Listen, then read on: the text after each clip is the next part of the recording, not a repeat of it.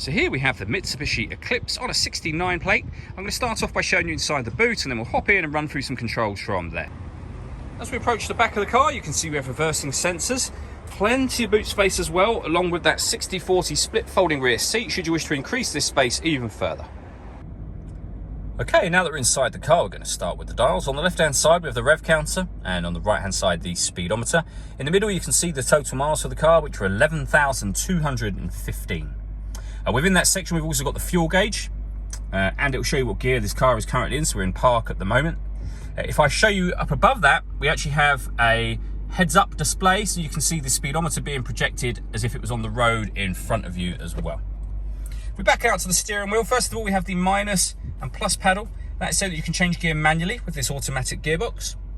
We have stereo and phone controls on the left-hand side and cruise control and speed limiter on the right-hand side. Over in the center, we have the touchscreen for the car. So you can swipe through everything on the screen as I'm doing now. Similarly, you can use this pad. If you have a laptop with a trackpad on it, you'll be familiar with this sort of thing, but it essentially works just like a mouse pad.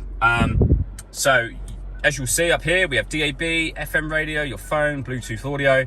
Every single option for the car is laid out here for you. A really nice, easy system to use. In fact, very, very easy.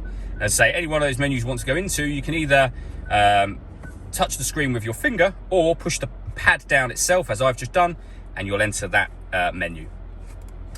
If I pop the car into reverse, you'll see we have a full color reversing camera as well.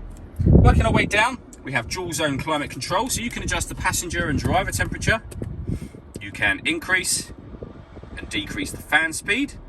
You can determine where you'd like the air to be distributed. When you're happy with those settings, your air conditioning is on at the minute, so off, back on again. Or hit auto. The car will now take control of the fan speed and the direction of the air to maintain those temperatures, which you can see and hear it doing now. Any manual adjustment will override that and turn auto off automatically. We have two USB inputs, 12-volt charging socket, and we can put the car in eco mode from here. The gear lever for the fully automatic gearbox. We have a heated driver and passenger seat. The pad that I just went through a moment ago, and then electronic handbrake with auto hold function. All that leaves me to say is thank you for taking the time to watch this video. If you'd like to come and see the car in person and have a test drive, please feel free to call any of our MJA sites. We'd love to hear from you soon.